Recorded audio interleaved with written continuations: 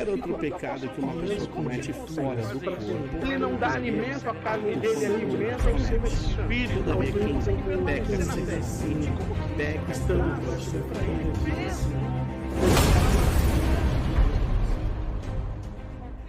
A paz do Senhor, meus amados irmãos, sejam muito bem-vindos a mais um vídeo do nosso canal Palavra em Questão.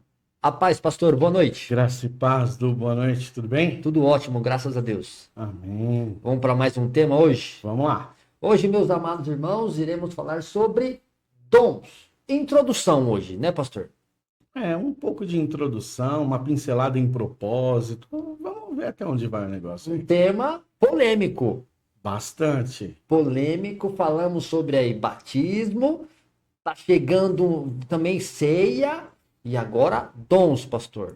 Mais uns 2 vídeos o CPF está cancelado. Meu Deus do céu. Então, aí, meus amados irmãos, isso quer dizer que vai ter bastante conteúdo para você se aprofundar na palavra do Senhor, lógico, no nosso canal, Palavra em Questão, esse estudo teológico ao qual nós estamos nessa nova fase, com um novo estúdio, com uma mensagem mais aprofundada, com mais base, claro, só você tem a ganhar, você e o seu ministério, claro, se você apoiar a nossa ideia, né? Agora, se for contra, vai ter mais alguns argumentos aí para refutar. Tá bom? Então, claro, meu amado irmão, você é o nosso convidado a estar conosco aí, nesse ensino, como já disse, com o nosso pastor, hoje sobre dons. Aproveitando aí, vamos para o texto, livro de 1 Coríntios, capítulo 12, a partir do versículo 8. Enquanto o pessoal aí, pastor, está se organizando, buscando aí a Bíblia, abrindo aí, né? Então nós temos aí um bom tempo para convidar essa galera a se inscrever no canal, a deixar o like, né? A compartilhar esse conteúdo. É isso aí. E aí está conosco nessa jornada épica sobre dons agora. Então vamos lá, meus amados irmãos, livro de 1 Coríntios, capítulo 12, a partir do versículo 8, vai dizer assim: pelo Espírito, a um é dada a palavra de sabedoria, a outro, pelo mesmo Espírito, a palavra de conhecimento, a outro, pelo mesmo Espírito, é outorgada a fé, a outro, pelo único Espírito, dons de curar, a outro, poder para operar milagres, a outro, profecia, a outro, discernimento de espíritos, e a outro, variedade de línguas, e ainda a outro, interpretação de línguas. Entretanto, o mesmo e único Espírito realiza todas as ações e a ele as distribui individualmente a cada pessoa, conforme deseja. Eu acredito que esse é o texto mais comentado, né, quando se fala acerca de dons. Mas vamos lá. Quero primeiro agradecer essa oportunidade. Honra toda nossa. Aqui contigo. Eu não estou sozinho, hein? Honra toda nossa. Palavra em Questão é verdade. Tem a galera aí dos bastidores. Nosso diretor ali de operações. Tem 2 agora. Um que está na mesa. Não, o segundo só critica. Também esse aí é o mais perigoso. Cara chato. Momento bastidores, palavra em questão. Não, promoveram ele e eu não fiquei sabendo. Não, alguém tem que... ele tá certo, você tem que fazer isso mesmo. Ele chega, não, vocês têm que fazer assim, tá, mas e aí, como que a gente faz então? Não, aí não faz nada. O nosso desejo, eu coloquei ele sentado aqui, ó. Não, nosso lado. Não. Próximo você vai lá e mostra pra nós como é que tem que fazer. Aqui, ó. Vai ficar vermelho igual o pimentão. Mas vamos lá. É isso aí, já dei meu zoom 200 aqui. Eu tô sem óculos. Glória a Deus. Mas vamos lá, isso daí. Bom, eu acho oportuno, é muito importante falar acerca de dons, porque o que se percebe é uma dificuldade de compreensão acerca desse tema. Então, existem muitas opiniões, e a maioria das vezes, quando as pessoas vão falar acerca de dons, é claro, não é um todo, mas a maioria das vezes que você vai em busca de algum ensinamento sobre esse assunto, o que você mais vai encontrar são questões que, claro, são polêmicas. Isso gera visualização, é natural que isso aconteça e em algum determinado momento nós vamos chegar lá também, mas o que eu entendo que falta às vezes é um pouco mais de explicação acerca do que é um dom, qual é o propósito, como que ele se manifesta, ele tem início, ele tem fim, né? Porque já de antemão, dizer aos nossos irmãos aí que nos acompanham, eu sou pentecostal, eu sou continuista, né? Acreditamos nos dons. Creio na continuidade dos dons, que eles ainda não cessaram. Então, eu acho que acaba faltando um pouco de explicação acerca dessas questões que eu acho que são os fundamentos, né? Os rudimentos para construir alguma opinião mais específica em algum dom ou um conjunto de dons espirituais. Porque se você não consegue ter um parâmetro de definição, de propósito, você não vai conseguir discutir sobre aquele dom especificamente, né? Então, eu queria compartilhar hoje aí com os nossos irmãos a definição, propósitos e falar um pouquinho acerca de como o dom acontece, quem é que promove, quem entrega, e aí a gente consegue absorver um pouquinho mais de contexto para que nos próximos vídeos em que nós estivermos falando especificamente sobre um dom ou sobre um conjunto de dons, as pessoas tenham esse material já no nosso acervo para conseguir, a partir daí, compreender um pouco melhor, com um pouco mais de profundidade. Tá vendo aí, meus amados irmãos? Já ficou aí a deixa pro próximo vídeo, né? Não vai ficar por aqui. Temos mais aí, construção de dons, agrupamento de dons, vai saber um pouco mais do significado de cada um. Olha, tem bastante material. Tem bastante. O que não falta é dom, né? O que não falta é dom. Ah, igreja de Coríntios, obrigado, Deus, se ela não tivesse errado. Você só foi obrigado a destacar por cada um deles. A gente não ia ter essa informação. Pois é. Bom, quando nós falamos acerca da definição de dom, eu quero trazer de uma forma bem simplória que o dom, ele se manifesta. Vamos lá, eu vou até reformular. O dom, ele é uma capacidade dada por Deus de maneira graciosa. Ok? Então, vamos lá. Vou repetir. O que é o dom? Qual a sua definição? O dom é uma capacitação conferida, concedida por Deus através do Espírito Santo, na medida concedida por Cristo Jesus. Esta capacidade dada por Deus, ela se manifesta de duas formas. A primeira delas, aperfeiçoa as nossas habilidades naturais. De segunda forma, insere em nós habilidades que nós não tínhamos antes. Então, a definição de dom, ela vai se encaixar mais ou menos dentro desse escopo. É graça. A etimologia da palavra dom, inclusive, tem a sua raiz na mesma raiz que a palavra graça. Então, não é meritório, é graça de Deus. A partir dessa definição, aí nós vamos começar a falar um pouquinho de quem é que concede os dons. Tá certo? Quando nós vamos lá, ainda no 1 Coríntios, no capítulo de número 12, na parte A do versículo 11, vai dizer quem é que concede os dons. Lê para nós, Du.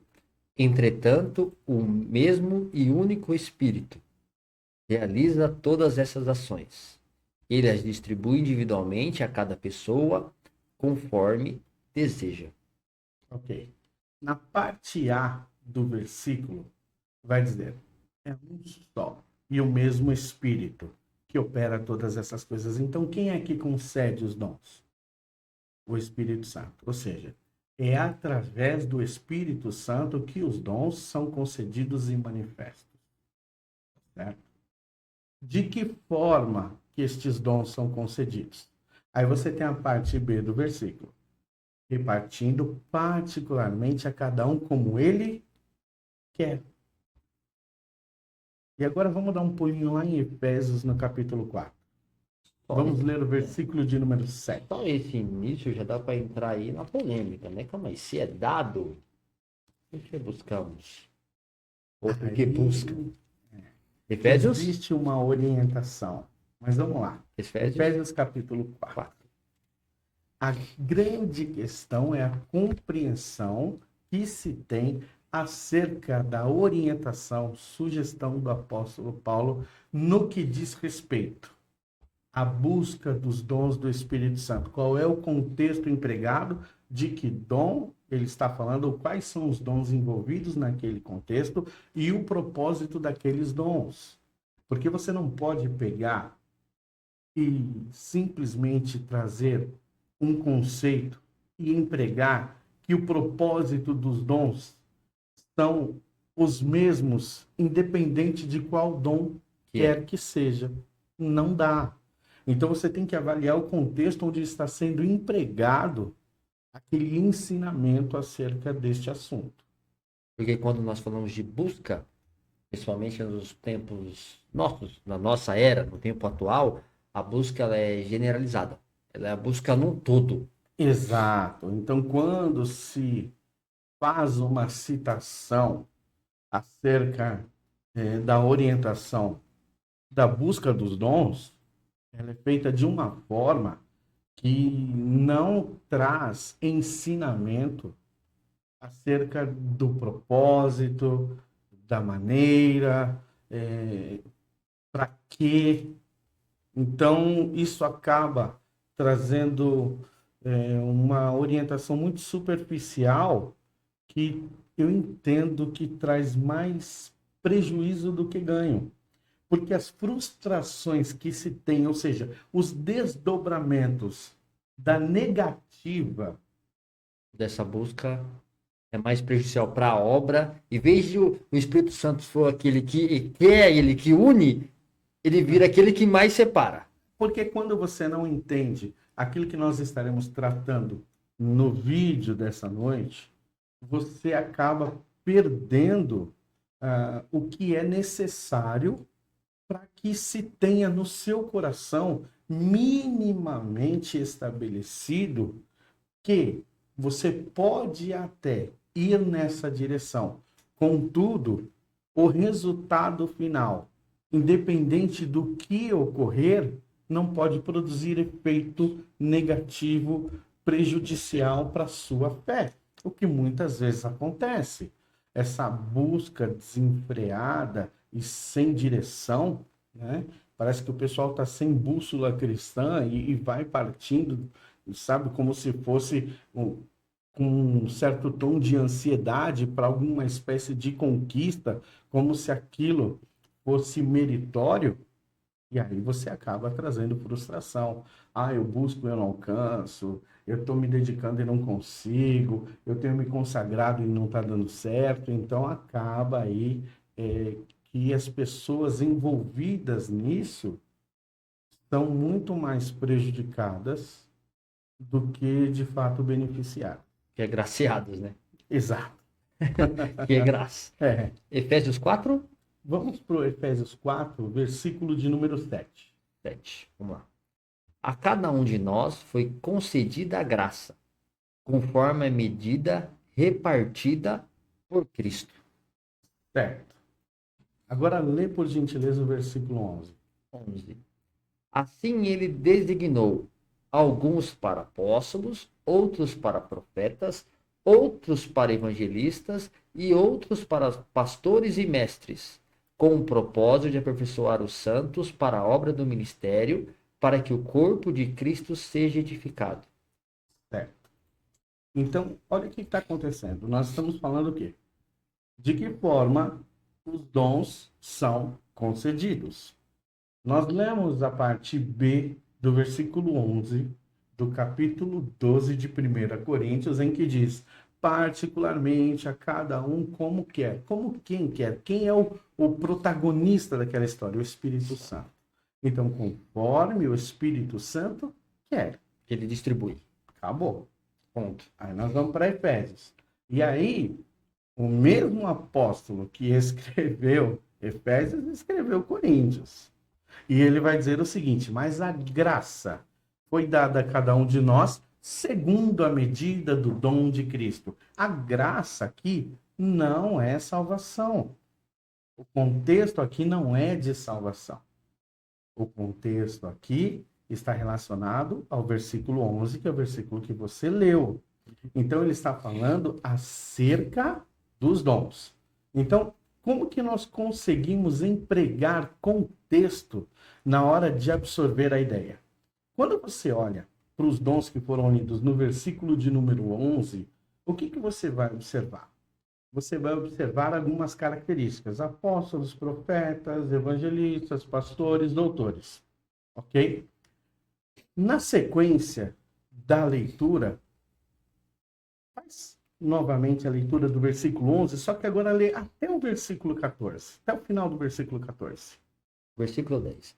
11, né? Isso. Assim ele designou alguns para apóstolos, Ok. outros para profetas, outros para evangelistas e outros para pastores e mestres, com o propósito de aperfeiçoar os santos para a obra do ministério, para que o corpo de Cristo seja edificado, até que todos alcançamos a unidade da fé e do conhecimento do Filho de Deus e cheguemos à maturidade, atingindo a medida da estatura da plenitude de Cristo. O objetivo é que não sejamos mais como crianças, levados de um lado para outro pelas ondas teológicas, nem jogados para cá e para lá por vento de doutrina e pela malícia de certas pessoas que induzem os incautos ao erro. Estamos falando acerca de dons, à luz do contexto da carta de Efésios, no seu capítulo de número 4. Certo? A ênfase da leitura se deu agora do versículo 11 até o versículo 14. Nós já lemos o versículo de número 7. Certo? Quando nós concluímos a leitura do versículo 14, o que é que nós entendemos? Qual é a preocupação do apóstolo Paulo? A preocupação do apóstolo Paulo está relacionada ao aprendizado da palavra, à inserção da doutrina sadia para que não sejam mais enganados. Então, dentro deste contexto, o que você entende que seja a relação e referência dos dons que são mencionados no versículo 11? Ensino.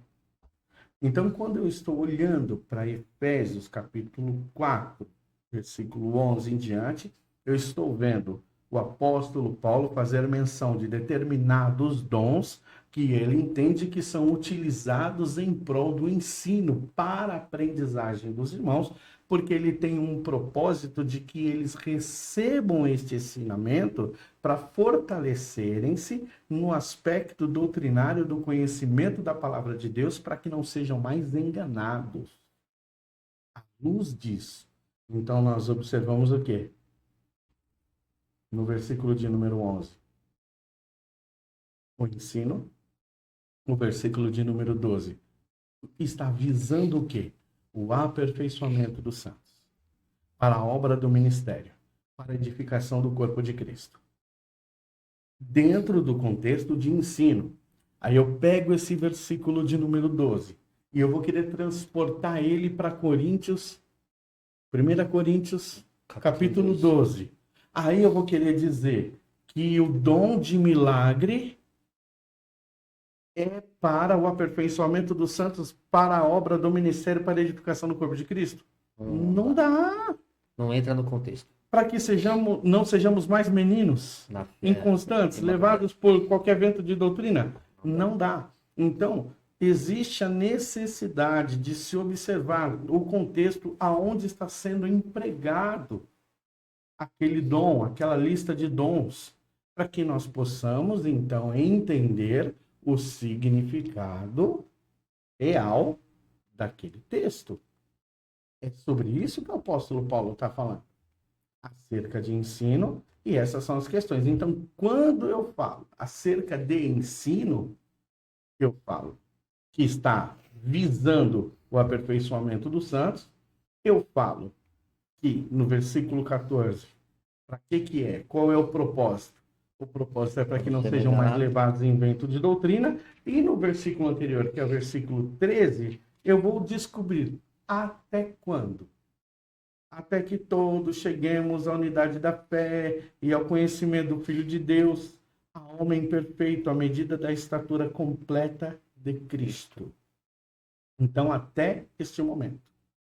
Ok? Agora, quando que os dons foram concedidos? Vamos lá. Deixa eu abrir aqui Efésios para acompanhar junto com você esse capítulo de número 4. Efésios. E o interessante desse capítulo, pastor, que na minha tradução, diz a unidade da igreja. Tudo feito aí através da palavra, através do ensino, para trazer uma maturidade, né, uma plenitude em Cristo, com o objetivo de não ser enganado, como o pastor relatou aí, por qualquer vento de doutrina, mas sim ser aperfeiçoado na fé através da própria palavra. Exatamente. Exatamente. E lá no versículo 5 vai falar o clássico, né? Uma só fé, um só Senhor, uma só fé, um só batismo. Certo. Quando nós olhamos para o versículo de número 13, que vai falar acerca de até quando, nós entendemos que até esse momento. Por isso que eu faço a defesa do continuismo.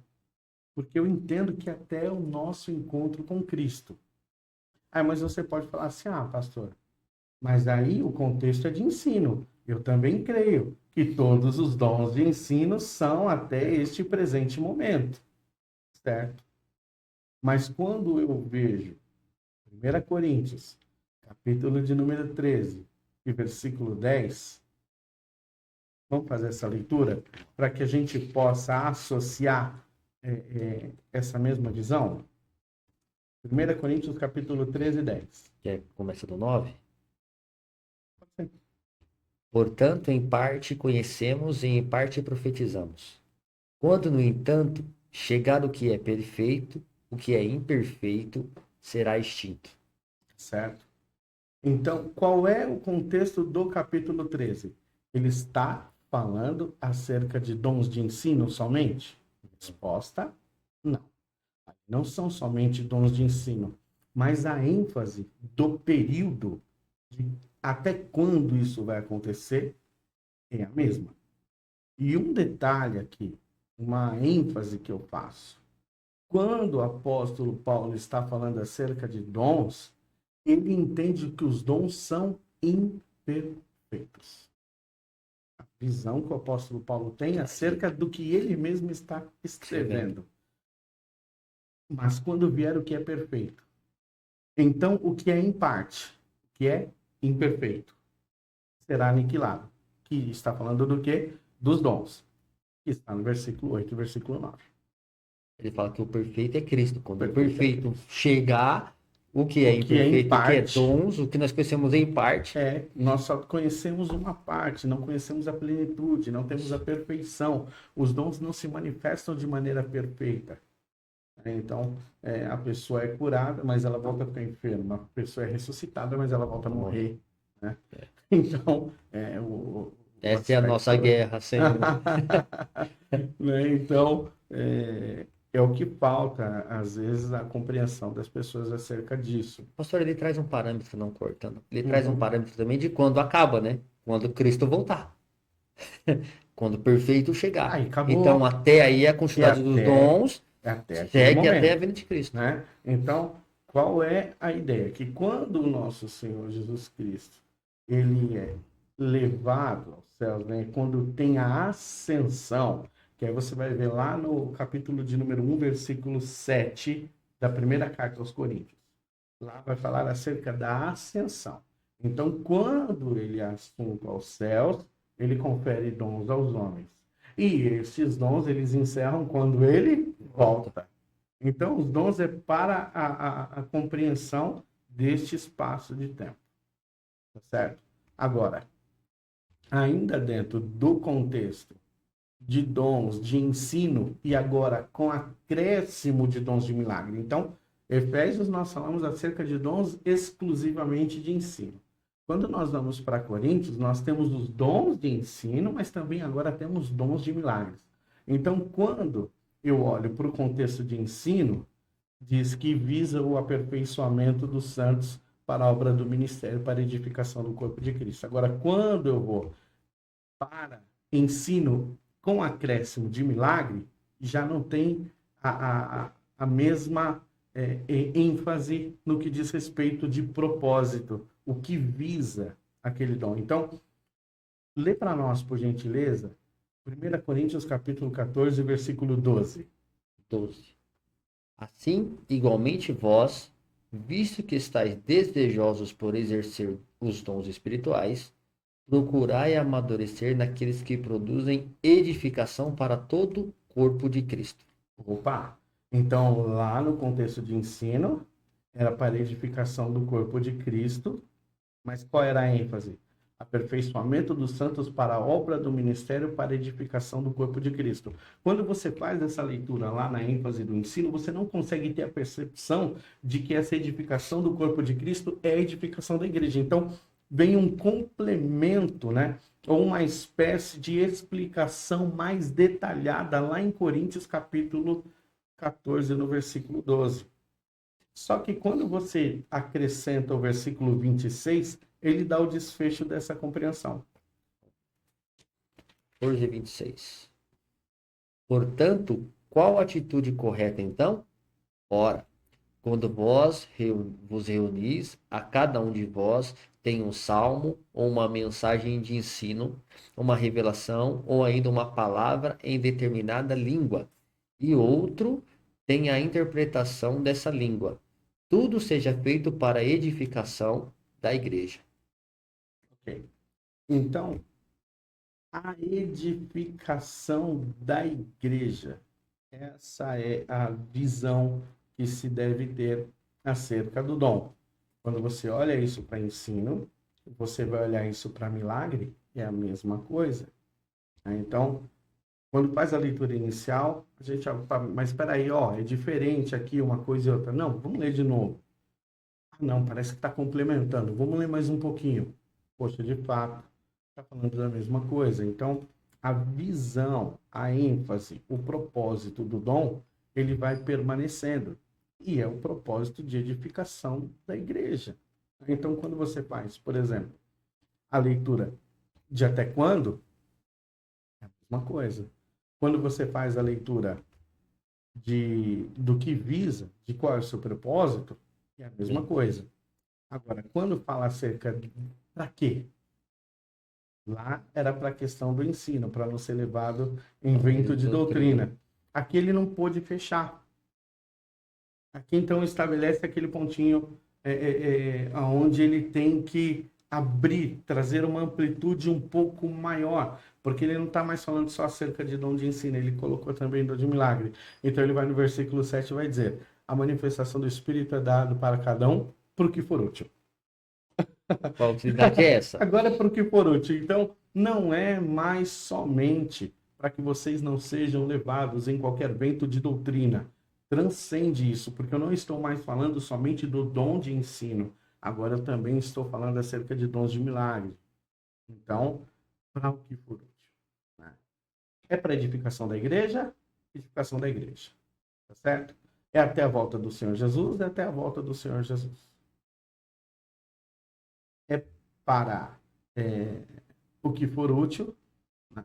E é para não ser levado em qualquer vento de doutrina. Ele vai fazendo alguns parâmetros para que as pessoas não se desviem da fé e tenham uma base. Ele mantém e faz um complemento. Mantém e faz um complemento. Vai tendo uma concordância, porque o autor é o mesmo. É a mesma forma de pensar, de repente escrita de uma outra maneira, que você tem dificuldade de empregar o contexto dentro da outra carta. E aí você, de fato, vai ter alguns pontos que, como já foi dito alguns minutos atrás em nossas falas, não tem como fazê-lo da mesma maneira, porque o contexto aqui empregado é outro. Agora, isso você começa a ter uma ideia, e você agora pega tudo aquilo que foi dito, começa a formatar dentro daquilo que você aprendeu até esse momento e visualiza se é de fato dentro deste contexto que a manifestação dos dons, onde você congrega, a forma como você tem entendido e buscado, tem sido essa, né? Se está dentro desse parâmetro, porque quando vai falar de dons, a primeira coisa que se faz é falar de Atos dos Apóstolos, capítulo 1, versículo de número 8. Né? Permanecei em Jerusalém para que sejais revestidos de poder, a virtude do Espírito Santo, algumas traduções, né? Então, assim, e cria-se aquela ideia de que o revestimento de poder, a virtude do Espírito Santo, é o que vai conferir o dom. E não dá para cravar nessa interpretação, porque o próprio texto se explica. Ele vai falar que aquilo que está acontecendo, o poder que está sendo entregue, derramado, o que está ocorrendo sobre a vida daquelas pessoas no revestimento de poder, é para que elas sejam testemunhas de Cristo. Então, o propósito agora não é mais o mesmo. Então, assim, eu posso buscar alguma espécie de similaridade, mas não dá para dizer que o propósito que foi dito em Efésios, o propósito que foi dito em Coríntios, que fala acerca dos dons, é o mesmo que está acontecendo em Atos dos Apóstolos, capítulo 1. Né? Mas o que significa? O que quer dizer para ser testemunha? Algumas vezes nós já falamos sobre isso. Né? Por que para ser testemunha? Porque você tem, naquela época, a igreja sendo perseguida, as pessoas estão perdendo os seus bens que estão sendo confiscados, as pessoas estão sendo presas, martirizadas. Então, assim, o martírio, só para que os irmãos consigam entender um pouquinho, né? Você tem aí pessoas que são colocadas em praça pública, que são cerradas ao meio. Queimadas vivas. Esfoladas. Decepadas. Empaladas. Então, como é que você passa por um sofrimento atroz desse e não nega Jesus Cristo? Esse preparo só vem pelo Espírito Santo. Você não consegue. Você não tem força em si mesmo. Então, tem que vir um revestimento de poder sobre a sua vida para que você consiga permanecer como testemunha de Cristo, sem negar o seu nome. Então é essa a ênfase, esse é o contexto, é essa a história, não dá para fugir disso. Então aquela manifestação de poder, o revestimento de poder, é porque eles iriam precisar de todo aquele poder para não negar a Jesus em meio a tamanha dificuldade, sofrimento, perseguição que eles estariam sofrendo. Naquele momento era muito necessário esse revestimento do Espírito Santo. Porque Porque sem ele não dá para passar. A questão é justamente essa. Sem esse revestimento, esquece. Não tem como. Não tem como. Não tinha como negar. Então, você observa uma pessoa importante para você, um cônjuge, um filho, né, seus pais, e sendo ameaçados ali, você fala, pô, comigo tudo bem, mas ali eu não, né? O pastor fez eu lembrar, acho que foi o Rafa que trouxe pra gente assistir uma vez, o filme do apóstolo Paulo, que fala, eu esqueci o nome do filme, mas acho que chama Apóstolo Paulo, um negócio assim. E aí tem uma parte que tá mostrando Lucas na prisão, junto com os outros presos. E eles estão sendo levados pro Coliseu de Roma. E aí ele vai e fala para eles, manter a fé, encoraja eles e fala, é só por um momento. E aí eu fiquei imaginando esse momento. Qual é esse momento? Esse momento é leões enfurecidos, Esse momento é a morte. Querendo os tragar de qualquer maneira. Né? Esse momento é o momento de martírio, ao qual Paulo perde a cabeça, ao qual Pedro é crucificado de cabeça para baixo, ao qual os discípulos são esfolados e levados em praça pública, sendo arrastados. É só um momento. Mas esse momento, se não tiver com Cristo, a gente de maneira nenhuma tem capacidade de passar ele pelas não forças. é só o fato de ser servo do Senhor. existe uma necessidade de revestimento de poder para você conseguir suportar um negócio desse. Não. Ah, eu sou servo do Senhor Jesus. Eu creio em Jesus. Eu professo minha fé em Jesus Cristo. Se não tiver esse revestimento de poder, essa virtude do Espírito Santo que confere uma força descomunal no seu interior, que não é tua, é de fato de Deus, você não consegue. Não faz. Você nega. Você fala, não, para mim não, né? Não dá. É, É ainda o vai, limite. ainda vai querer justificar, e aí acabou, né?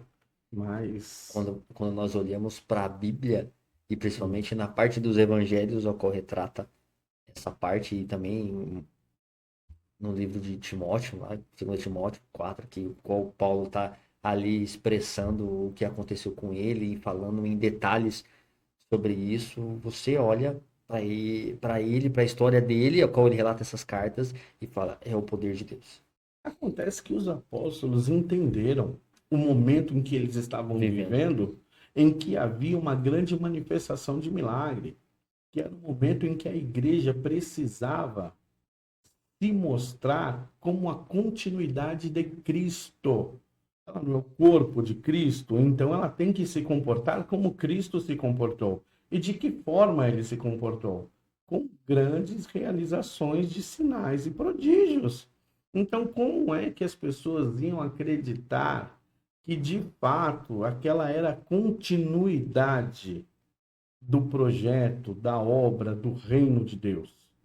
Através da manifestação dos sinais. Era necessário para aquele momento.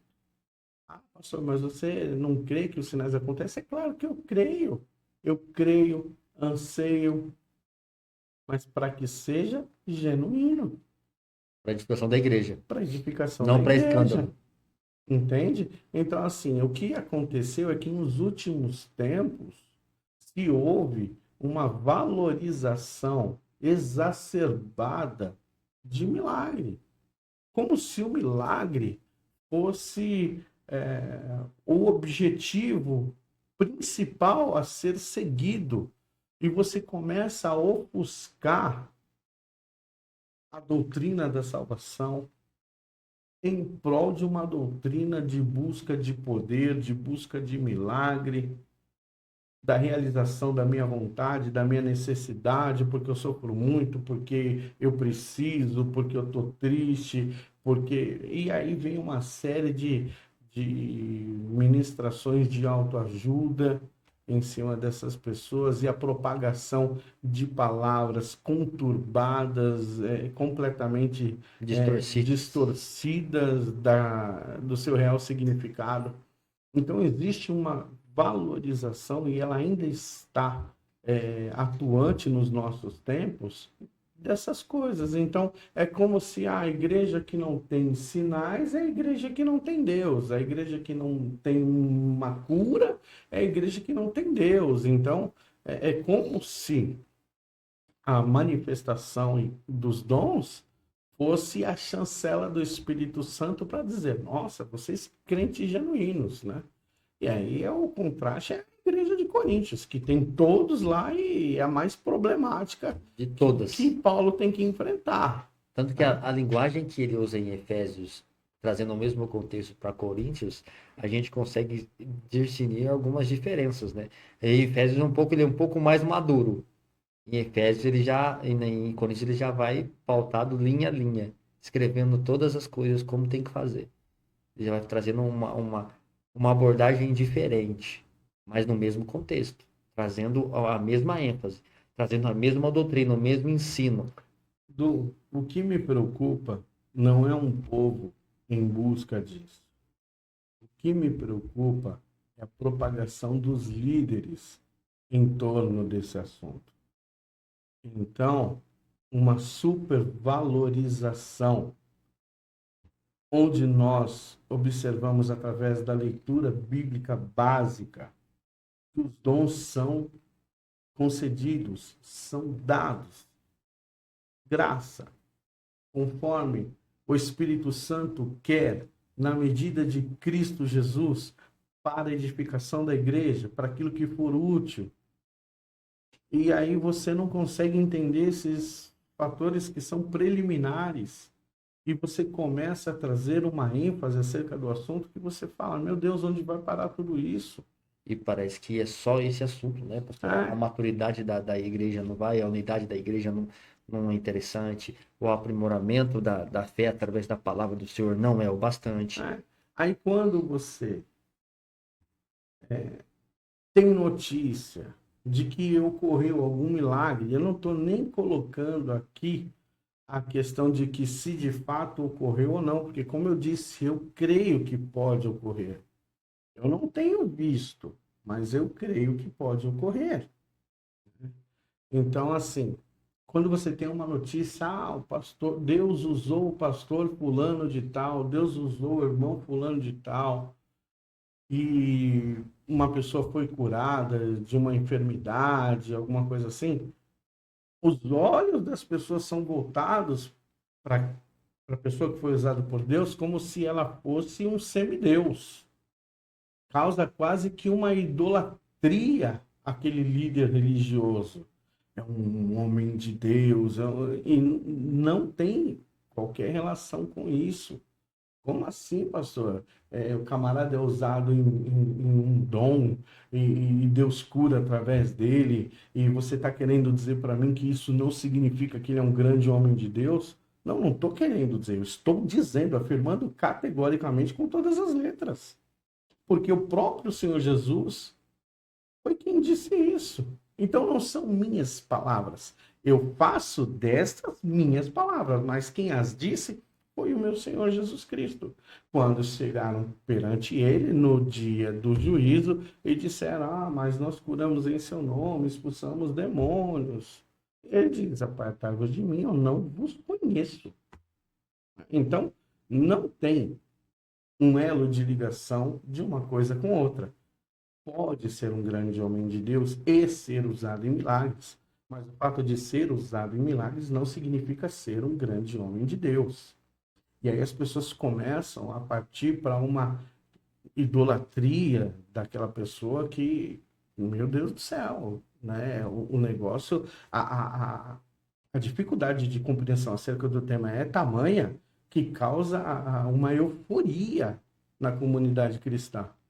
Né? Então, eu gosto muito de usar o exemplo da mulher cananeia, que ela, quando se aproxima de Jesus, lá em Mateus, no capítulo de número 15, a mulher se aproxima de Jesus e Jesus olha para ela e diz, olha, eu vim para Não é o momento a agora. casa de Israel.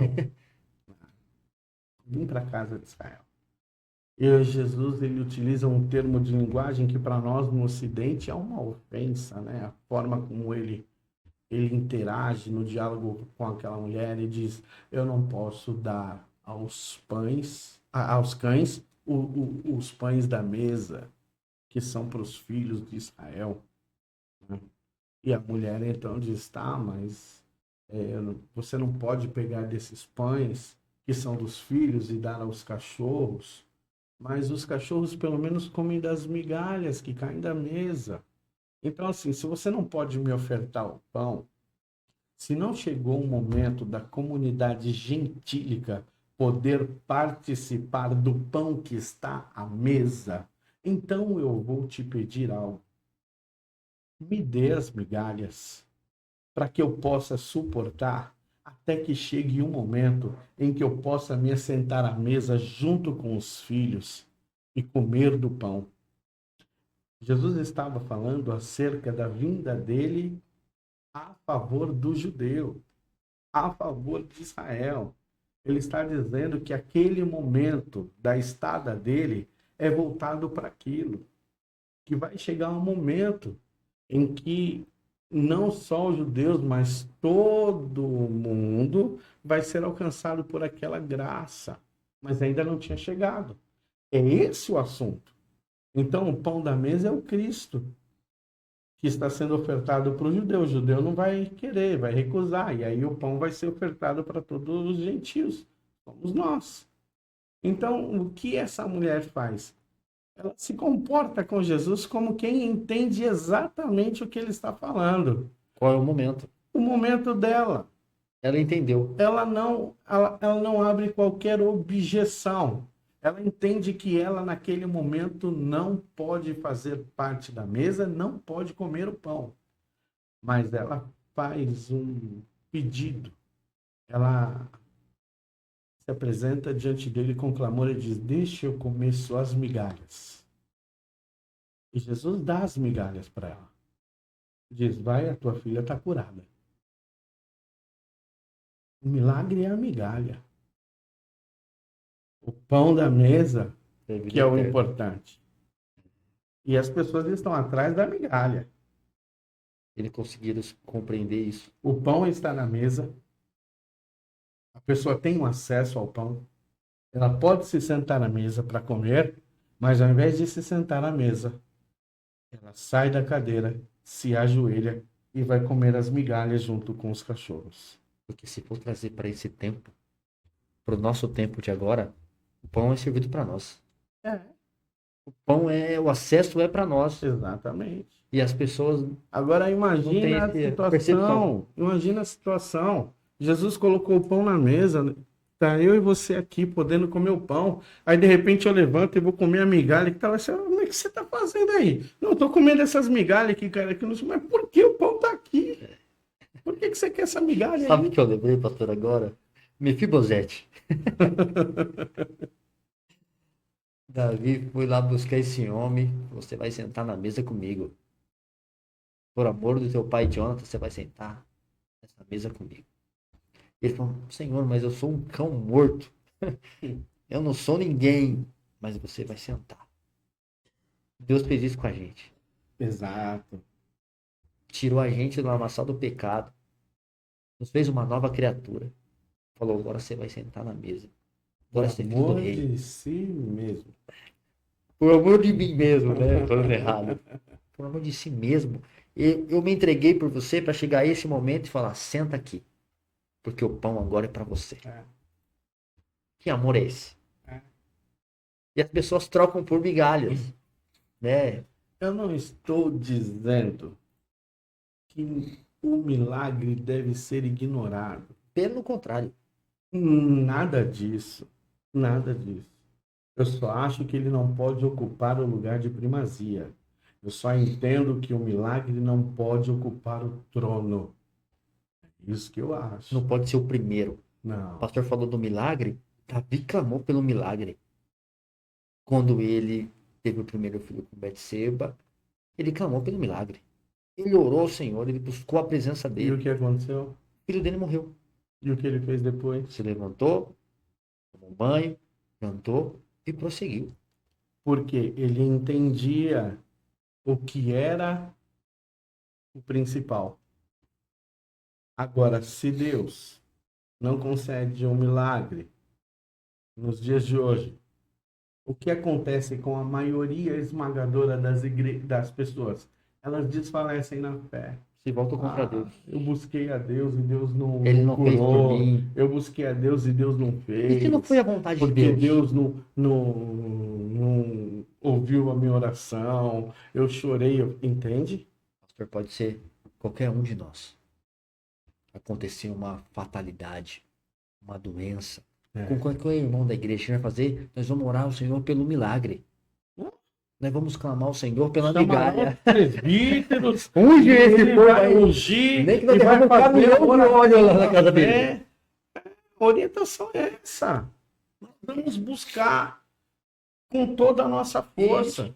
Vamos colocar no altar de Deus Em oração. toda a nossa perseverança e fé. Vamos clamar ao Senhor até o último instante, para que Deus, por sua misericórdia, ouça o som da nossa voz e venha agir em prol daquela pessoa. Isso nunca vai acabar. E nós não fazemos isso por motivo que não seja exatamente crer no milagre. Que ele Nós pode cremos que Deus tem poder para isso, mas eu não pego o objeto de milagre e coloco no trono que é do meu Senhor. Pelo contrário, nós vamos orar por Deus do milagre. para ele fazer um milagre. Não para um milagre ser o primeiro, porque o nome dele vai ser exaltado através da vontade dele, quando ele quiser e conforme ele quer. E nós cremos nisso. Se ele entender que deve ser feito. Mas se ele não entender, nós vamos entender o quê? Que foi a vontade de Deus. Porque Deus sabe lá na frente. Nós não. Somos limitados. Agora, essa percepção dos dons que traz o afastamento das pessoas para Deus. Porque entendem que elas devem, que Deus deve fazer conforme elas desejam. E não conforme o desejo de Deus. Se Deus me ama, Ele tem que fazer. É assim que pensa. Não se ele me ama, ele faz conforme ele quer. Porque ele é Senhor. não, porque... Esse é o problema. Então, Esse é o problema. falta essa definição, diferenciar quem é o servo de quem, Isso. né? Eu costumo falar, eu ministrei já isso, eu falei, irmãos, quando nós entendemos que Deus é Senhor e que nós somos servos, todo mundo figura. Não, acabou. Ele é Senhor. Ele vai fazer conforme ele quer, da maneira que ele quer e conforme ele apraz. A palavra é rica em dizer isso. Agora você tem que compreender qual é o seu papel na estrutura da Igreja de Cristo. Aí chega o irmão e fala, não, eu não aceito. Eu não aceito isso. Eu não aceito. Como não? Eu imagino Deus lá de cima e falando, o problema é seu. Como assim Problema eu é seu. aceito? Não, coloquei Deus na parede, pastor, porque eu não Isso, aceito isso. Eu falei, misericórdia. Jesus, tomara- Ainda bem que Deus não leva em consideração o tempo da Eu ignorância. imagino o tamanho dessa parede. Entendeu? Pastor, eu acho que essa dificuldade é a gente não se aperceber como Deus, por misericórdia, nos dá os dons para a unidade da igreja, igual diz o apóstolo Paulo, para crer, para ter amadurecimento, maturidade, né? Para ter ensino, para ter base, para a gente saber utilizar os dons e entregar toda a glória para Cristo, porque Ele que concede os dons através do Espírito Santo. Aí as pessoas querem se vangloriar através dos dons. É distorcido o entendimento. E aí aquele que propaga os dons, que distribui, ele acaba sendo um vilão. Em vez de ser o ator principal, em vez de ser o herói, ele acaba sendo vilão. Ele acaba sendo um motivo de divisão. Porque as pessoas não compreenderam o real propósito do dom. Unir a igreja. Preparar a igreja para o momento que pode ser de dificuldade, para o momento de passar um momento de testemunho, para o momento que tem que ser a palavra mais propagada. O dom vai servir para isso. E, infelizmente, vai servir... As pessoas utilizam o dom para o seu bel prazer, para a sua vontade. Totalmente diferente do que a palavra instrui. O que faz o ensino equivocado das Escrituras somado a um coração que está passando por sofrimento? Está muito mais suscetível a ouvir o erro. E pegar isso como verdade absoluta. É E para você fácil. reconstruir tudo essa visão. Uma pessoa que está em dificuldade não é fácil. Não é fácil. Ela se apega. Porque ela está recebendo aquela palavra de autoajuda ali e ela vai se firmar naquilo. Ela vai se apoiar naquela questão e vai buscar com toda a sua força para que aquilo aconteça. Bem assim. Mas é isso, Du. Acredito que essa parte Bem desenhado. introdutória aqui, essa parte que pega um pouquinho do propósito, conceito, alguns exemplos que nós damos aqui, vai ser um material que pode ser utilizado como uma basezinha ali, onde a pessoa pode começar a construir um pouco mais de ensino e contexto na definição acerca dos dons, quando for estudá-los em sua individualidade. Então é isso aí, meus amados irmãos. Arranhamos a tampa do propiciatório. Então estamos aí abrindo o propiciatório para mais conhecimento, para mais palavra. Hoje você teve aí um bom conteúdo referente a dons. Colocamos aqui algumas palavras do Evangelho, cartas de Paulo. Então, disseminamos um pouco essa ideia que nós temos de dons.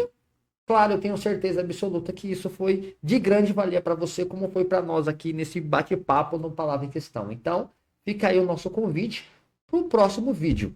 Já, pastor, te agradecendo mais uma vez por essa oportunidade de estar aqui, riquíssima. Eu falo que eu sou privilegiado, porque eu aprendo, né? E depois revejo o vídeo ainda, então... Bater esse papo é bom demais. É ótimo. Eu tô ousado, quero colocar mais gente nessa mesa, viu? Tô ousado. Então, Esses caras aqui só ficam apontando nossos erros, esses covardes Não, não aí. acredito não. Vamos colocar esse cara na mesa. Eita, Senhor, fala ele Deus. pra mesa dele gaguejando, ficando vermelho aí, ó. Isso aí. O Bruno vai fazer aquele corte só nele pra gente colocar no status lá. No É o shorts com ele. short, isso, short. Falei status no WhatsApp. Eu manjo muito disso.